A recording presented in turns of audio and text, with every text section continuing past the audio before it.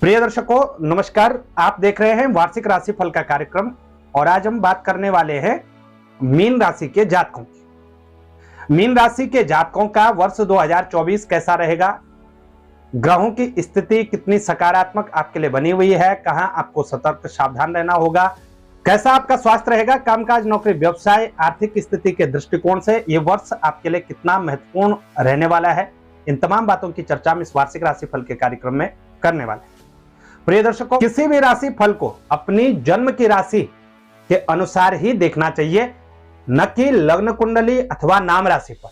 प्रिय दर्शकों, लग्न राशि उस समय की होती है जब हमारा जन्म होता है और चूंकि ग्रह चलायमान स्थिति में रहते हैं, गोचर करते रहते हैं, कभी किसी राशि में कभी किसी राशि में, तो ऐसी स्थिति में आपको जन्म राशि का सहारा लेना चाहिए, गोचर कुंडली के अनुसार ही देखना चाहिए ताकि सटीक जानकारी आपको मिले।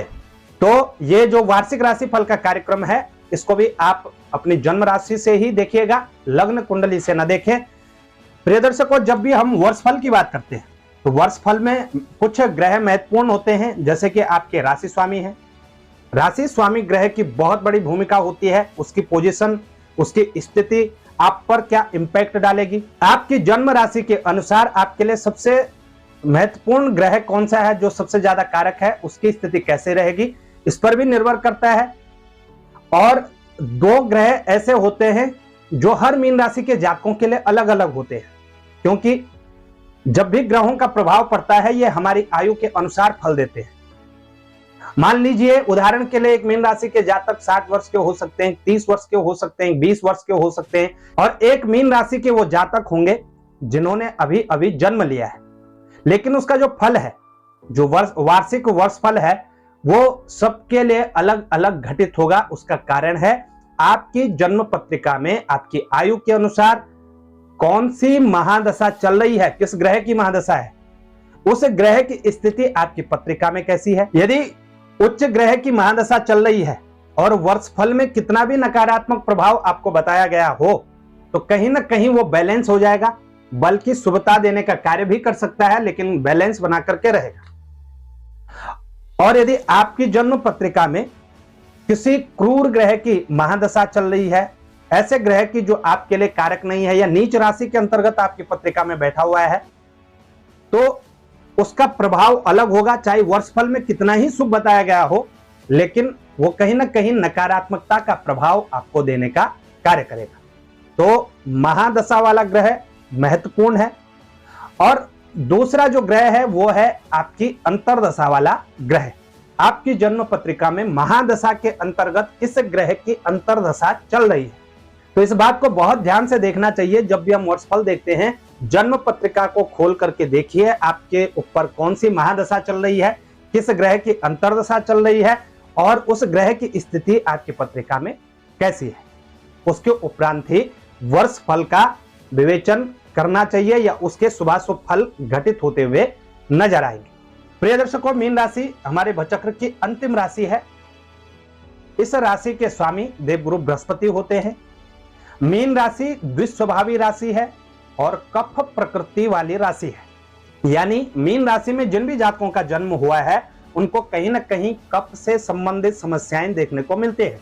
शारीरिक रूप से परेशान करता है और जुकाम, खांसी, छाती का जाम होना, श्वास से संबंधित समस्याएं अक्सर मीन राशि के जातकों को देखने को मिलती हैं।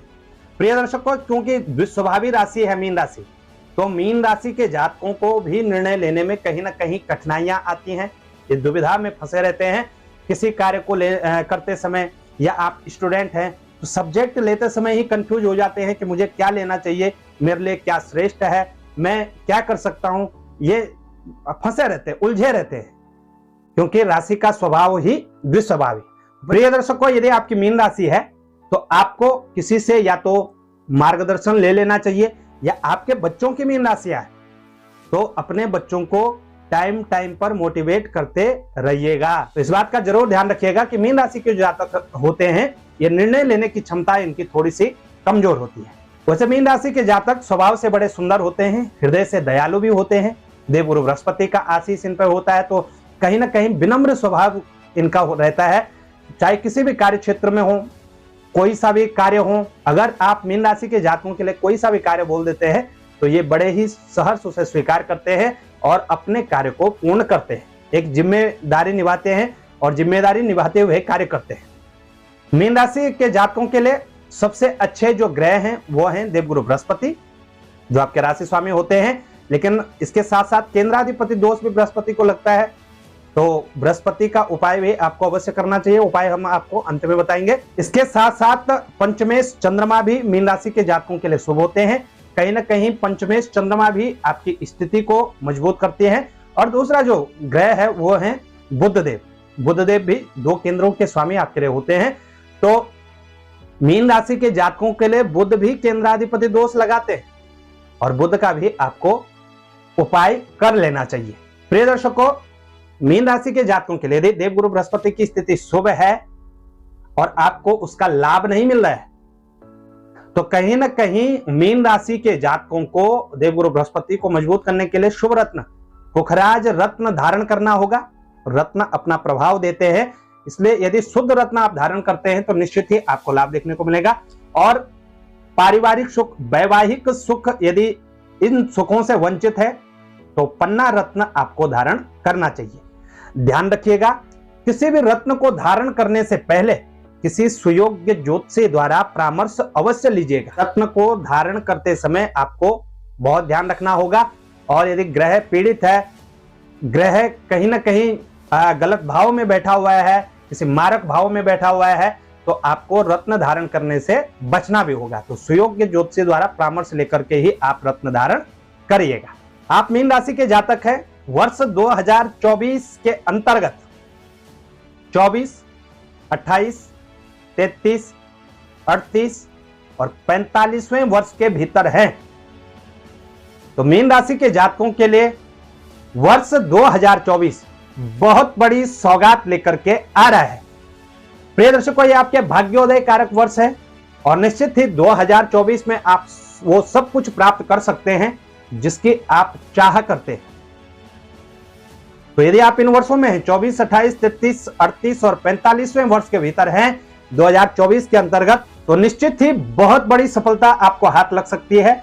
इसलिए कोई भी ऐसा यदि मौका मिले, कहीं पर आपको कुछ त्यागना भी पड़े, क्योंकि सफलता बिना त्यागे नहीं मिलती है, तो कुछ चीज अगर छोड़नी भी पड़े तो छोड़ दीजिएगा।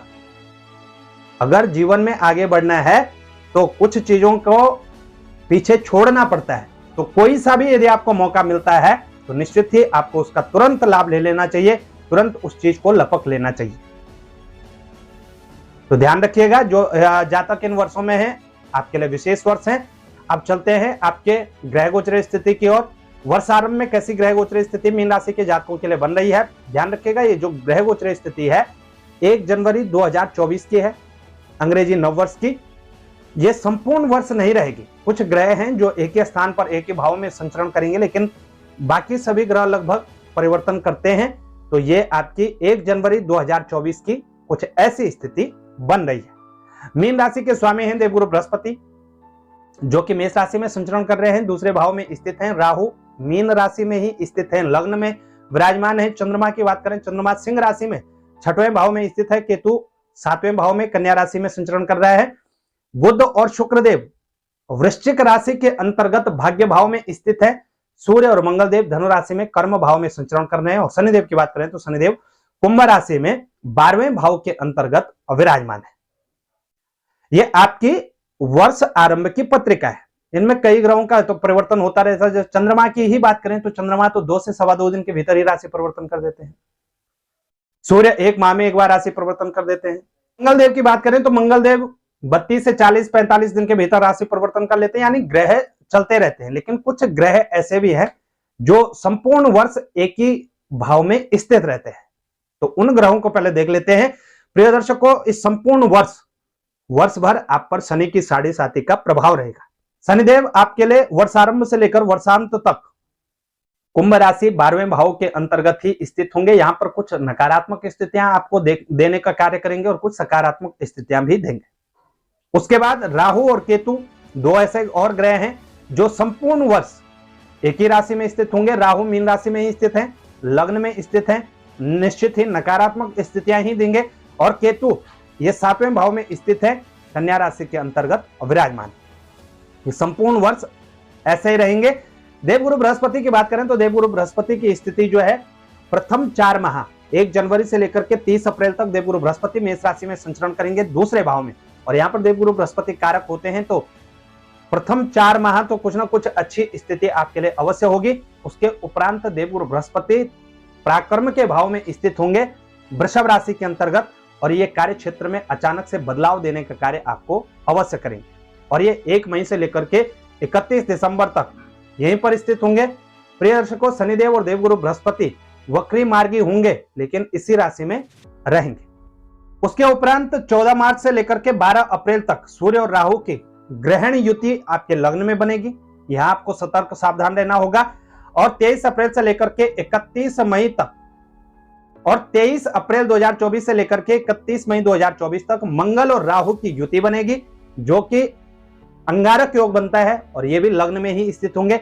यहां पर भी आपको सतर्क सावधान रहना होगा। और 17 अक्टूबर से लेकर के 16 नवंबर 2024 तक सूर्यदेव नीच स्थिति में रहेंगे 8वें भाव में। यहां आपको फिर सतर्क सावधान रहना होगा। 20 अक्टूबर के पश्चात मंगलदेव नीच राशि में होंगे, जो कि वर्षांत तक यहीं पर स्थित रहेंगे। तो विद्यार्थी वर्ग को विशेष रूप से सतर्क सावधान रहना होगा। चलते हैं, सबसे पहले बात करते हैं आपके स्वास्थ्य की। स्वास्थ्य आपका इस संपूर्ण वर्ष कैसा रहेगा? स्वास्थ्य के दृष्टिकोण से बहुत उत्तम स्थिति नहीं है। 7.5 का प्रभाव है, राहु लग्न में स्थित है, केतु 7वें भाव में स्थित है, यानी मानसिक रूप से हो, शारीरिक रूप से हो, विकृति आपको देखने को मिलेगी। और कहीं ना कहीं पेट से संबंधित विकार आपको देखने को मिल सकते हैं, लीवर से संबंधित समस्याएं देखने को मिल सकते हैं, अपच, एसिडिटी इत्यादि देखने को मिल सकते हैं, श्वास से संबंधित समस्याएं देखने को मिल सकती हैं। यदि आप मीन राशि के जातक हैं तो इस बात का जरूर ध्यान रखिएगा, अपने खान पान को शुद्ध रखिएगा। नशा इत्यादि करते हैं, इससे जरूर बचिएगा, नशा इत्यादि से जरूर बचना होगा, नहीं तो ये आपके आंतों को खराब करने का कार्य करेंगे। टाइफाइड, डेंगू, मलेरिया, पीलिया, जो जितने भी पेट से संबंधित बुखार हैं, ये राहु के अंतर्गत आते हैं, और इन सब से आपको अपना बचाव करना होगा। अब बात करते हैं आपके कार्य क्षेत्र की, नौकरी व्यवसाय की। तो कार्य क्षेत्र के स्वामी आपके लिए देवगुरु बृहस्पति बनते हैं, 10वें भाव के स्वामी। देवगुरु बृहस्पति प्रथम 4 माह द्वितीय भाव में स्थित होंगे, और अंतिम 8 माह ये आपके लिए पराक्रम के भाव में स्थित होंगे। अब चूंकि 10वां भाव वर्षारंभ में देखें तो सूर्य, मंगल, उसके बाद बुध, शुक्र, यहां पर ग्रहों की स्थिति आती रहेगी, तो कहीं ना कहीं कुछ लाभ तो आपको देखने को मिलेंगे, लेकिन कार्य क्षेत्र में उतार चढ़ाव के माहौल के साथ साथ संघर्ष ज्यादा देखने को मिलेगा। खूब पसीना बहाएंगे, व्यर्थ की भागदौड़ अत्यधिक होंगी, बिना बात भागे जा रहे हैं, लाभ मिलने की स्थिति कम है, भाग्य का सहयोग कम देखने को मिलेगा। लेकिन यदि आप मीन राशि के जातक हैं तो इस बात को संकल्प करके रखिएगा, चाहे आप नौकरी करते हैं, व्यवसाय करते हैं, जो भी आपका कार्य है, उसी पर आपको निरंतरता फोकस करने की आवश्यकता है। निश्चित ही उसी कार्य में आपको सफलता मिलने वाली है। तो यह आपने ध्यान रखना है, भटकने से बचिएगा। यह नहीं है कि आज नौकरी कर रहे हैं, कल अपना कार्य प्रारंभ कर दिया, नहीं चला, 2 महीने बाद वो भी बंद करके फिर वापस नौकरी करने चले गए। ऐसी स्थिति में कहीं ना कहीं आपको नुकसान देखने को मिल सकता है। इस बात का आपने ध्यान रखना है। यदि नौकरी करते हैं तो नौकरी के ही क्षेत्र में रहना है, यदि आप व्यवसाय करते हैं तो बिजनेस के ही क्षेत्र में रहना है। किसी भी नए व्यवसाय को प्रारंभ करने के लिए बहुत अच्छी स्थिति अभी नहीं है, लॉस हो सकता है, तो सोच समझ करके करिएगा। वैसे 7.5 की बात करें तो 7.5 तो पूरे 7.5 साल रहेगी, जिसमें से अभी लगभग 1.5 वर्ष व्यतीत हुआ है, तो 7.5 साल तक कुछ नहीं करना ये तो नहीं है। लेकिन जिस कार्य क्षेत्र का आपको एक्सपीरियंस नहीं है, जिसका आपको तजुर्बा नहीं है, उन कार्य क्षेत्रों से आपको बचाव अवश्य करना है, भटकने से बचना है। दिग्भ्रमित की स्थिति बनी है अभी मीन राशि के जातकों के लिए, तो भ्रमित की स्थिति बनी है, तो भ्रमित होने से आपने बचना है। इस बीच पारिवारिक साथ नहीं मिलेगा, दोस्तों से साथ नहीं मिलेगा, कहीं ना कहीं बहुत सारी समस्याएं आएंगी। लेकिन आप छोटे लेवल से शुरू करिएगा। आप नौकरी के क्षेत्र में हैं तो दबकर ही सही, लेकिन अपने कार्य पर यदि आप चल रहे हैं तो कहीं ना कहीं सफलता भी अवश्य आपको देखने को मिलेगी। नौकरी और व्यवसाय की स्थिति उतार चढ़ाव के माहौल के साथ स्थिति रहेगी। मई के बाद आत्मविश्वास प्रबल होगा और कार्य क्षेत्र में कुछ बदलाव की रणनीतियां आप अवश्य बनाने वाले हैं। चलिए अब बात करते हैं 12 महीनों की, जनवरी से लेकर के दिसंबर पर्यंत कैसी स्थिति रहेगी। और सबसे पहले 4 महीनों की बात करें, जनवरी, फरवरी, मार्च और अप्रैल की। तो प्रिय दर्शकों, जनवरी, फरवरी, मार्च और अप्रैल, ये 4 माह कार्य क्षेत्र के दृष्टिकोण से उत्तम रहेंगे, आर्थिक स्थिति के दृष्टिकोण से उत्तम रहेंगे। स्वास्थ्य का आपने बहुत बहुत ध्यान रखना है। इन 4 माहों में जो स्थिति है 14 मार्च से लेकर के 12 अप्रैल, यहां थोड़ा सतर्क सावधान रहना होगा। नेत्रों से संबंधित समस्याएं देखने को मिल सकती हैं, स्वास्थ्य से रिलेटेड समस्याएं देखने को मिल सकते हैं और कामकाज में भी कहीं ना कहीं रुकावटें और बाधाओं का शिकार आप हो सकते हैं। कामकाज में भी कहीं ना कहीं रुकावटें और बाधाएं देखने को मिल सकते हैं। जीवन साथी का सहयोग प्राप्त नहीं होगा, जीवन साथी के स्वास्थ्य पर कोई प्रभाव पड़ सकता है, इसको लेकर के यहाँ अपने सतर्क सावधान रहना है। आर्थिक स्थिति के मामले में आपकी आर्थिक स्थिति चलती रहेगी, कुटुंब के सहयोग से आगे बढ़ते रहेंगे, अपनी वाणी के माध्यम से आप दूसरे को प्रभावित करने में सक्षम रहेंगे। मई, जून, जुलाई और अगस्त की बात करें, मई आरंभ में अच्छी स्थिति है, सूर्यदेव उच्च राशिस्थ रहेंगे दूसरे भाव में, तो कहीं ना कहीं आर्थिक स्थिति मजबूत रहेगी। कार्य क्षेत्र के दृष्टिकोण से भी कुछ हद तक लाभ आपको देखने को मिलेगा। कामकाज के दृष्टिकोण से भी अच्छा है, भाग्य का सहयोग भी देखने को मिलेगा। जून में अच्छी स्थिति देखने को मिलेगी, लेकिन खर्च बढ़ेंगे, खर्चों में कहीं ना कहीं बढ़ोतरी होगी और इस समय आप अपने आप को परिवर्तन करने का प्रयास कर सकते हैं, अपनी कार्यशैली को परिवर्तन करने का प्रयास कर सकते हैं, किसी नए कार्य की योजना बना सकते हैं, किसी नए कार्य को आरंभ कर सकते हैं और उसमें कहीं ना कहीं सफलता भी आपके लिए छुपी हुई है। तो नित्य निरंतर प्रयास करिएगा, लेकिन ध्यान रखिएगा किसी पर भी आंख बंद करके भरोसा करने से आपको बचना होगा। अगस्त के माह में कुछ हद तक स्थितियां आपके पक्ष में होंगे और ये ऋण मुक्ति का समय आपका होगा। किसी प्रकार का कोई कर्जा है, कोई कर्ज लिया है, तो उससे कहीं ना कहीं आपको मुक्ति मिलेगी। सितंबर, अक्टूबर, नवंबर और दिसंबर की बात करें तो सितंबर के माह में बहुत हद तक आपकी स्थिति सुधरी हुई रहेगी, लेकिन अक्टूबर 20 तारीख के पश्चात कहीं ना कहीं स्टूडेंट जो है उनको दिक्कतें देखने को मिल सकती हैं। मंगलदेव नीच राशि के अंतर्गत होंगे 20 अक्टूबर से लेकर के वर्षांत तक, यहाँ आपको दिक्कतें देखने को मिल सकती हैं। विद्यार्थी वर्ग विशेष परेशान रह सकता है। मीन राशि की वो जातिकाएं जो गर्भ से है, यहाँ पर मिसकैरेज जैसी संभावनाएं बन सकते हैं, यहाँ आपको सतर्क सावधान रहना होगा। और इसके साथ साथ यात्राओं पर आप जा सकते हैं, यात्राएं व्यर्थ की हो सकती हैं, बिना बात की यात्रा हो सकती है, तो मानसिक रूप से आप कहीं ना कहीं परेशान रह सकते हैं। तो पहले जो 4 महीने हैं उतार चढ़ाव के साथ ही सही, लेकिन कुछ हद तक अच्छी स्थितियां लेकर के आ रहे हैं। बीच के जो 4 माह हैं, 1 माह अच्छा रहेगा, 3 माह संघर्ष अत्यधिक करना पड़ेगा। अंतिम जो 4 माह हैं उसमें से भी 1 माह अच्छा है, लेकिन जो अंतिम 2 माह हैं वहां आपको सतर्क सावधान रहना होगा। जब सूर्यदेव नीच राशिस्थ रहेंगे तो यहां पर आपको अनेक प्रकार की समस्याएं देखने को मिल सकते हैं, चोट इत्यादि का भय बनता हुआ नजर आ रहा है और साथ साथ पिता से संबंधित समस्याएं, पिता के स्वास्थ्य से संबंधित समस्याएं आपको देखने को मिल सकती है। प्रिय दर्शकों, इसके साथ साथ अक्टूबर से लेकर के दिसंबर पर्यंत लव लाइफ को लेकर के आप परेशान रह सकते हैं। तो लव लाइफ नवंबर दिसंबर के माह में कहीं ना कहीं प्रॉब्लम दे सकती है। अब बात करें कौन से उपाय हैं, जिन उपायों को करने से मीन राशि के जातकों का संपूर्ण 2024 का जो वर्ष है, इस वर्ष में आपको कुछ हद तक लाभ देखने को मिलेंगे और कदाचित लाभ मिले न मिले, लेकिन ये उपाय आपको बचाने का कार्य करेंगे। सबसे पहली प्राथमिकता मीन राशि के जातकों के लिए देवगुरु बृहस्पति की है, क्योंकि आपके राशि स्वामी हैं। देवगुरु बृहस्पति की आराधना आपको अवश्य करनी है।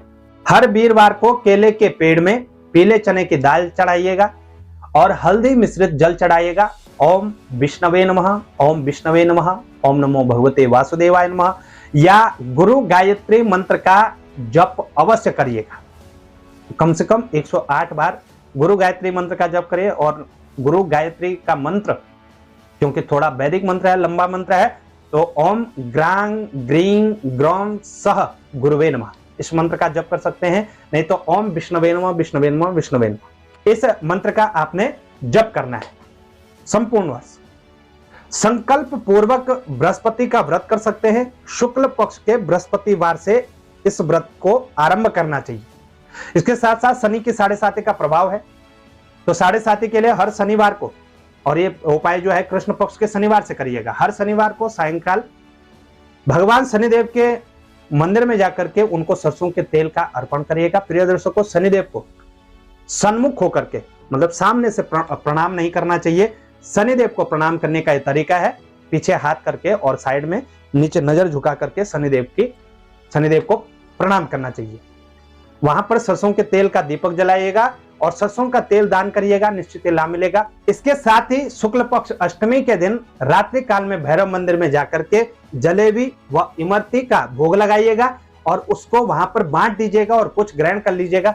निश्चित ही इससे भी आपको बहुत लाभ देखने को मिलेंगे। राहु और केतु के शास्त्र विधि अनुसार षोडशोपचारार्थ सहित विधिवत पूजन करके, उनका पूर्ण जप करके और उसके उपरांत यदि आहुति आप दे देते हैं तो कहीं ना कहीं राहु और केतु की जो नकारात्मक स्थिति है आपकी पत्रिका में बनी हुई है, उससे बहुत हद तक आपको लाभ देखने को मिलेंगे। तो कैसी आपको ये जानकारी लगी हमें अवश्य बताइए। जानकारी अच्छी लगे तो शेयर जरूर करिएगा। चैनल पर नए हैं तो चैनल को सब्सक्राइब करना न भूलेगा। वर्ष 2024 मीन राशि के जातकों के लिए लाभप्रद हो, खूब मान सम्मान की प्राप्ति आपको हो, आपकी हर मनोकामना पूर्ण हो। इन्हीं मंगल कामनाओं के साथ नमस्कार। जानकारी अच्छी लगे तो शेयर जरूर करिएगा।